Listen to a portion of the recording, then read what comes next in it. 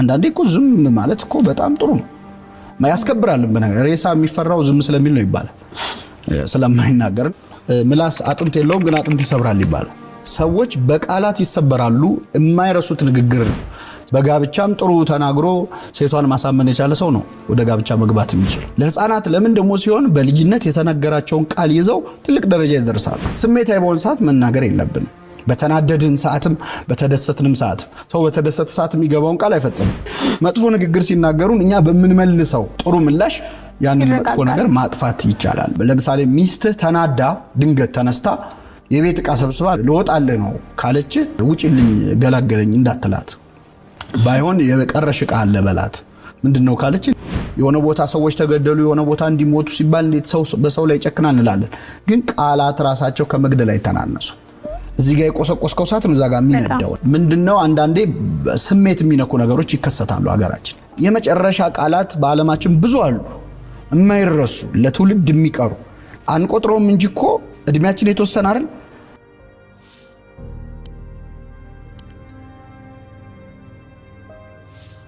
እንግዲህ ያው እኔ ሃይማኖት ሰው ስለሆንኩ ከዛ ብነሳ አንደበት በጣም ብዙ ኃይል እንዳለው ነው የሚነገረው በሁሉም ሃይማኖቶች በሁሉም መጽሐፍት ማለት ነው እንግዲህ ዓለም ሲፈጠርም ብርሃን ይሁን ተብሎ ነው ብርሃን የበራው ያ በቃል የተፈጸመ ነገር ነው ከዛ ውጪ እንግዲህ ሁለት ህይወት አለ አንደኛው እዚህ ምድር ላይ የምንኖርበት ህይወት ነው ሁለተኛ ከሞት በኋላ ያለው ህይወት ነው ስለ ሁለቱ ዓለማት መጽሐፍ ቅዱስ ሲናገር የመጀመሪያው ሞትና ህይወት በምላስ እጅ ነው የሚል ቃል አለ ማለት ሰው በዚህ ምድር ላይ የሚኖረው ህይወት ጥሩም መጥፎም ሊሆን የሚችለው በምላሱ ነው በሚናገረው ነገር ነው በጥሩ ንግግሩ ወይ በመጥፎ ንግግሩ ማለት ነው በአንጻሩ ደግሞ ከሞት በኋላ ያለውን ሲገልጽ ከቃል የተነሳ ትጸድቃለህ ከቃል የተነሳ ትኮነናለህ ይላል ስለዚህ ቃል ይሄንን ያህል እጅግ በጣም ወሳኝ የህይወት ክፍል ነው በሃይማኖት አካባቢም ደግሞ ጸሎት በቃል ነው የሚደረገው ቡራኬ በቃል ነው የሚደረገው ሰው ንስሐ ቢገባ በቃሉ ነው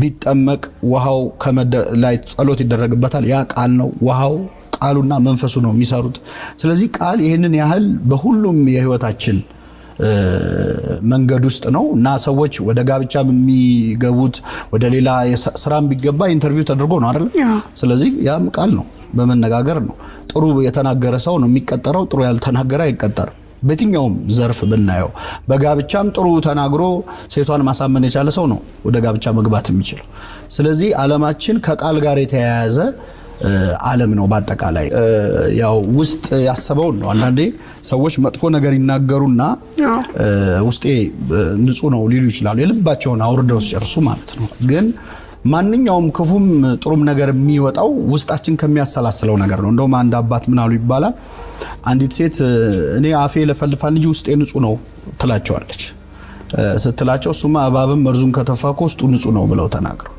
እና አንዳንዴ የምንናገረው ቃል በጣም ከባድ ኃይል እንዳለው አንረዳ ልጆች በልጅነታቸው ጊዜ በቤተሰቦቻቸው ዱላ ሊወርድባቸው ይችላል ሊገረፉ ይችላሉ ግን በዱላ የሚደርስባቸው እንትን ቅጣት ከሆነ ጊዜ በኋላ ጠባሳው ቁስሉ ይጠፋል ቃላት ግን አይጠፉ ምላስ አጥንት የለውም ግን አጥንት ይሰብራል ይባላል ሰዎች በቃላት ይሰበራሉ የማይረሱት ንግግር ሊሆን ይችላልና ህይወታቸውን ሙሉ ያንን ያሰላሰሉና መጥፎ ንግግር የጥላቻ ንግግር ሰዎች ጥሩ ስሜት እንዳይሰማቸው የሚያደርጉ ንግግሮች ኃይላቸው በህይወት ዘመን ሁሉ የሚቀጥል ነውና ያቆሰልነውን የደበደብነውን ሰው ልናከመው እንችላለን አይምሮ ላይ የተወነውን ሰው አሁን እንግዲህ ዘመናችን የሶሻል ሚዲያ ነው እንደ የሆነ ቴክስት ማጥፋት ይቻላል ሰውየው ሳያነበው የተናገርሽውን ቃል ግን ሰውየው ሳያመው ማጥፋት አትችልም አይምሮ ውስጥ ይቀራል እድሜውን ሙሉ ያንን ያሰላሰለ አንቺን ባየ ቁጥር ባስታወሰ ቁጥር ይሄ ስሜት እንዲሰማው የሚያደርግ ነው መልካም ንግግር በጣም በቀላሉ ወጪ ሳናወጣ ልንሰጠው የምንችለው ለሰው ልንሰጠው የምንችለው ስጦታ ነው ልክ ቅድም እንዳልኩት ዓለምን ሲፈጥር እግዚአብሔር ብርሃን ይሁን አለ በዓለም ላይ ብርሃን ሆነ ይላልና እኛ ያው በእግዚአብሔር ምሳሌ የተፈጠር ነው ዓለምን ብርሃን ማድረግ ባንችል የሆነ ሰው ግን ቀን ብሩህ ማድረግ እንችላለን በጥሩ ሰላምታ በጥሩ ንግግርና በመጥፎ ንግግር ደግሞ ቀኑን ማበላሸት እንችላለን የሚገርመው የምንናገረው ሌላው ቀርቶ አሁን እኔ ለራሴ የምናገረው ቃል እኔ ላይ ኢፌክት አለ ለምሳሌ ዛሬ በጣም የሚያስጠላ ቀን ነው ብዬ ከጀመርኩ ቀኑ ያስጠላኛል ለምን አይምሮአችን የተሰራው የሚሰማውን ያመነ እንዲቀጥል ነው አክት እንዲያደርግ ነው ስለዚህ ዛሬ ቀኑ መጥፎ ነው ወይም ይሄን ነገር አልችለውም ካልን በራሳችን ላይ ነው በጎ ንግግር ግን ከስጦታ በላይ ነው በጣም የሰውን መልካም ንግግር ተናግረን ከምንሰጣቸው ከሌሎች ስጦታዎች የበለጠ የማይረሱት አይምሮአቸው ላይ የሚቀር ጥሩ ስሜት እንዲሰማቸው የሚያደርግ ነው እንግዲህ በእኛ ሀገር ባህል እውነት ለመናገር ማመስገን ላይ በጎ ቃላት መናገር ላይ አሁን ምናልባት የተሻሻለ ሊሆን ይችላል አላቅም ግን እጥረት አለብን የማመስገን እጥረት አለብን ሰዎች ለማመስገን ሲሆን ፊትሽ እንዳይሆንብኝ እንጂ ማመስገን በዳሴ ከንቱ እንደም ይባላል አይደል እና ማመስገን እንዳይሆንብኝ እንጂ ይላሉ ስድብ ግን ሲሆን ፊትሽ እንዳይሆንብኝ አይሉ ሙልጭ አርገው ነው የሚሳደቡት እና እንደውም አንድ ጊዜ የስነ ጽሁፍ መምህር ሆኖ ደበበ ሰይፉ የሚባለው ደራሲ ተማሪዎቹን አንድ የክፍል ስራ ይሰጣቸዋል ምን ያደርጋል አንዲት በጣም ቀጭን ልጅ ያቆምና ክፍል ውስጥ እቺ ልጅ እስቲ አመስግኗት ይላል በቅጥነቷ ማለት ነው እና በቃ እንደው በቻሉት ሸንቃጣ ምናምን ብለው 1 2 3 ቃል ተናገሩ አሁን ደግሞ ስደቧታ አላቸው ሲላቸው እንደ ዝናብ ነው ያወረዱባት ማለት ነው በጣም ብዙ ስድብ ስለቅጥነቷ ወፍራም ሴት ደግሞ አቆሞ አመስግኗት መጀመሪያ አመስግኗት አለ ጥቂት ቃላት ድንቡሽቡሽ ምናምን አሉ ከዛ ወደ ምስጋናው ሲመጣ ወደ ስድቡ ሲመጣ ግን በጣም ስብር የሚያደርግ ነው ምንድነው ይሄንን ማንሳት የፈለገው የምስጋና ቃል ሲሆን ቮካብለሪ ራሱ ያጥረናል ቃሉ ስለሌላ አይደለም ስለማንጠቀምበት ስለዚህ ምስጋና በጣም ኃይል እንኳን በጥሩ ቀርቶ እንደው በቤተክርስቲያን ወድሶ በዘይኮነ ድልወቱ ሚል ቃል አለ ባይገባው ማመስግነው ምክንያቱም ምስጋና ለሰው ኃይል ይጨምርለታል እና ምን ሰራበት መስሪያ ቤት አብረውን የሚሰሩትን ሰዎች ቤተሰቦቻችንን የምንናገረው ጥቂት ቃል ይሰራቸዋል ለህፃናት ለምን ደሞ ሲሆን በልጅነት የተነገራቸውን ቃል ይዘው ትልቅ ደረጃ ይደርሳሉ እና መጽሐፍ ቅዱስ ይገርምሻል መሳደብን ከመግደል ያነጻጽረዋል ክርስቶስ ወንድሙን ደንቆሮ የሚል ነፍሰ ገዳይ ነው ለማጋነን ምናምን አይደለም አንድ ልጅ ህፃን ሆኖ አንተ ደደብ ተማሪ ነህ ተብሎ ካደገ በጣም ይቸገራል ወደ ጥሩ ውጤት ለመምጣት ያ ቃል ይገለዋል ነው ስለዚህ ሰዎችን በንግግር ብቻ ከፍ ማረግም ዝቅ ማረግም መስበርም እንችላለና መልካም ንግግር ግን ሰዎችን ይሰራቸዋል በትዳርም ላይ በማንኛውም በቤተሰብም ላይ በማህበራዊ ህይወታችንም ላይ ሰዎችን በጥሩ ቃል ብንናገር ከምንሰጠው ከሌላ ስጦታ በላይ ያ ኃይል አለው በእነሱ ላይ ተፈጥሮ አፈጣጠራችን ራሱ የራሱ ትምህርት አለ ከአንገት በላይ ያለውን አካላችን ስናይ 2 አይን አለን 2 ጆሮ አለን 1 ምላስ ነው ያለን በቁጥር እንኳን ብናየው 2 ቢሆን ምላስ ምን እንደሚፈጠር እንግዲህ እንዲሁም አልተቻለም ባንዱ ብዙ ችግር ያያየን ነው 2 ምላስ ቢኖረው ሰው ምን እንደሚያደርግ አስቢው በፈለግነው ሰዓት ነው የምንናገረው ደግሞ 2 ራሱ በደንብ ሴኩር የሆነው አካል ነው ምላስ ከንፈር አለ ከዛ ጥርስ አለ እንደው ትንሽ ቢዘገይ እኮ ተብሎ እኮ እስኪወጣ ድረስ ማለት ነው ግን እኛ ከአይንና ከጆሮ በላይ ሰው ከመስማት ይልቅ ለመናገር ይፈጥራል እና ሰው ለመናገር የዘገየ ይሁን ይባላል የዘገየ ማለት ለማሰብ ጊዜ እንዲኖረው የምትናገረው ቃል በተለይ ኢሞሽናል በሆነ ሰዓት አንደበት መግራት የሚቻለው ምንድነው ስሜታዊ በሆነ ሰዓት መናገር የለብን በተናደድን ሰዓትም በተደሰትንም ሰዓት ሰው በተደሰተ ሰዓት የሚገባውን ቃል አይፈጽም በወቅቱ በጣም ደስ ብሎት ብዙ ነገር ይልና በአንጻሩ በተናደደ ሰዓት የሚናገረው ነገር ቆይቶ ሲሰማው ወይም ሲያስታውሰው የሚጸጸትበት ሊሆን ይችላል ዘግይቶ መናገር በጣም ወርቃማው ህግ ነው ለንግግር አንደበትን ለመግራት ከዛ ውጪ ከተፈጥሮ መማር ለመስማት መፍጠን ለማየት መፍጠን ለመናገር ግን ቀስ ብሎ በጥሩ ቃል መጀመር አንዱ አንደበትን የመግሪያ መንገድ ነው በመሰረቱ አስተያየትም ስንሰጥ ኮንስትራክቲቭ ክሪቲሲዝም ይባላል ወይም ይሄ ገንቢ አስተያየት ማለት ነውና አንዳንዴ ሰው የሚናገረው ነገር ጥሩም ሆኖ የሚናገርበት መንገድ ግን ሰው ሊያስከፋ ይችላል አንዳንዴ እኔ እኮ ለሷ ብዬ ነው ለሱ ብዬ ነው እኮ የተናገርኩት ይልና ሰው ግን የሚናገርበት መንገድ ኢንቴንሽኑ ጥሩ ሆኖ የሚናገርበት መንገድ ግን መጥፎ ሊሆን ይችላል ቀላል ምሳሌ ልስጥሽ ለምሳሌ አሁን አንዲት ሴት ጫማ ልታሰራ አንድ ጫማ ቤት ብትሄድ እሺ እና ጫማው ባይበቃት ያ ጫማ ሰሪ ጫማው ጠቦሻል ከሚላትና እግርሽ ትልቅ ነው ከሚላት ጫማው ጠቦሻል ማለት ያለበት ለምንድን ነው ጫማው የጠበባት እግሯ ትልቅ ስለሆነ ነው ግን እግርሽ ትልቅ ነው ቢላት ሁለተኛ እዛ ጫማ ቤት አትደርስም ጫማው ጠቦሻል ካለ ግን ጠቦኛል ብላ ትመለሳለች ግን ሐሳቡ አንድ ነው ያው እግሯ ትልቅ ስለሆነ ነው ጫማው የጠበበው ነው ስለዚህ ሐሳቡ ጥሩ ቢሆንም የምንናገርበት መንገድ ሰዎች ጥሩ እንዲሰሙን አንዳንዴ ከበጎ መጀመር ሊሆን ይችላል አስተያየትም እኛ ብዙ ጊዜ ሰው ሲያመሰግን እና ጥሩ ቃል ሲናገር አናመሰግንም በባህላችን። አሁን አመስጋኝ ሰዎች እንትና አሽቃባጭ እንደሆኑ እንደው ልወደድ ባይ እንደሆኑ ነው የሚታዩት።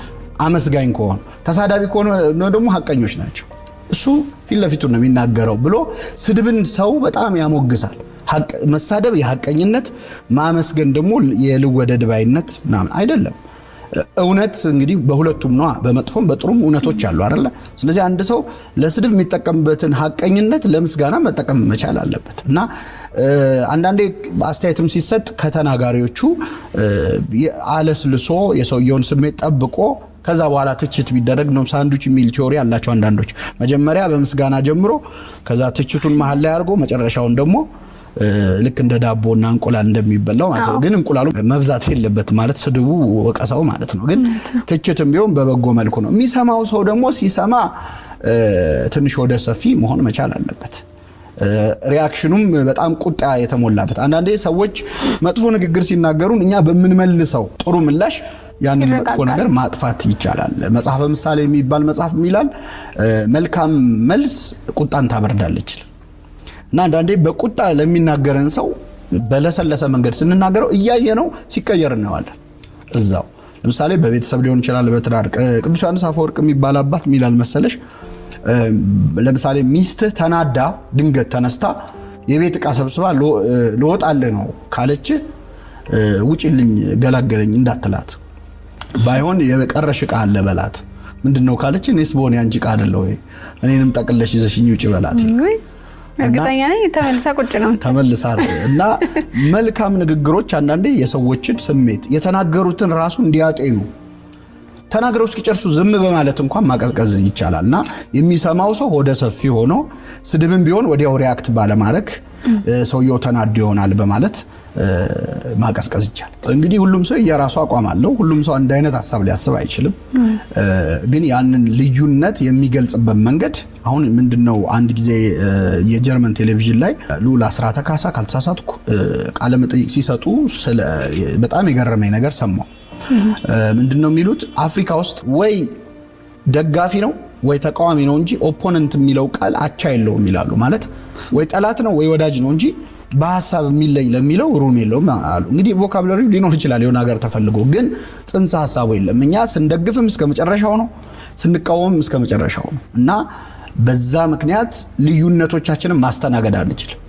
አንድ ሰው አይ ይሄም እኮ እንዲህ ማለት ነው ይሄም እንዲህ ሊሆን ይችላል ብሎ ሚዛናዊ ከሆነ በቃ ልወደድ ባይ እንደሆነ ነው የሚቆጠረው። ወይ መጥላት አለበት ወይ ማመስገን እና ሐሳቦቻችንን በጣም በሰለጠነ መንገድ መናገር ይቻላል፣ ሌላውን ሳናስከፋ። አሁን ደግሞ የከፋው ምንድነው? በፊት ስድብ እና ክፉ ንግግር በግል ነው የምንናገር የነበረው። ድሮም እኮ ስድብ ነበር፣ እሱማ በደንብ ነው የምንሰዳደብ የነበረው። ግን አሁን ለየት ያለው ቴክኖሎጂ መጣ። ስለዚህ እኔ አንድ ለምሳሌ በሶሻል ሚዲያ ቢሆን እኔ አንድ ሰው ስሳደብ እሱን ብቻ አይደለም ማስከፋው፣ ያንን ስድብ አይቶ ስለሱ መጥፎ የሚያስብም ሰው አለ፣ ወይ ደግሞ እሱ እንዴት እንዲባላል ብሎም የሚከፋው ሰው አለ።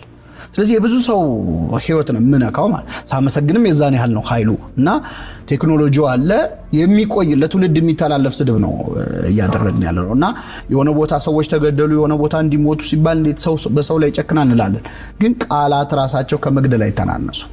እዚህ ጋር የቆሰቆስከው ሰዓት ነው እዛ ጋር የሚነዳው። እና ሐሳቦቻችንን ልዩነቶቻችንን በጣም ድሮ ዩኒቨርሲቲ ስንማር የመጸዳጃ ቤት ውስጥ ነው ሰዎች ሐሳባቸውን የሚገልጹት እና ሰው ፊት ማለት የሚያፍሩትን ነገር የሚፈሩትን ነገር በቃ በጣም ይጻፋል፣ ሁሌ ቀለም እንደተቀባ ነው። አሁን እዛ መጸዳጃ ቤት ላይ ጻፉ የነበሩ ነገሮች ፌስቡክ የሚባል መጻፊያ ፕላትፎርም መጣላቸው። ስለዚህ ሰዎች ኢምፐርሰን አግኝቶሽ የማይልሽን ነገር እዛ ላይ ይለዋል። ለምሳሌ አንዳንድን ሰው የሚሳደቡ ሰዎች ያንን ሰው በአካል ቢያገኙት ፊት ለፊት አይኑን እያዩ እንደዛ ሊሉት አይችሉም።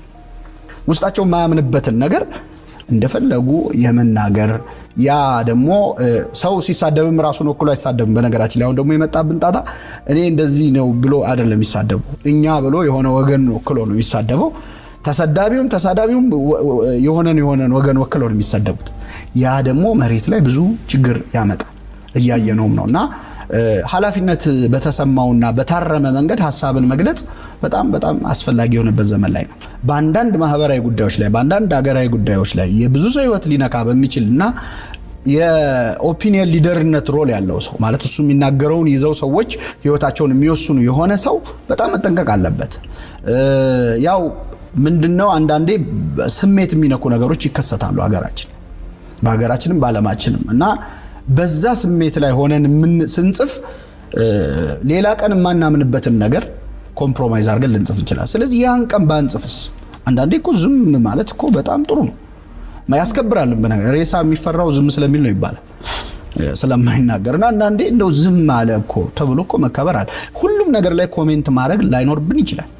ሁሉም ነገር ላይ አስተያየት መስጠት ላይኖርብን ይችላል። ስለዚህ በተለይ ስትጽፍም ስትናገርም እንደው ለማንኛውም ሰው ጥሩ ጽንሰ ሐሳብ ምናልባት የዛሬው ቀን የምትሞትበት የመጨረሻ ቀን በህይወት የምትኖርበት ቢሆን አሁን የምትጽፈው ማለት የመጨረሻ ቃል ነው።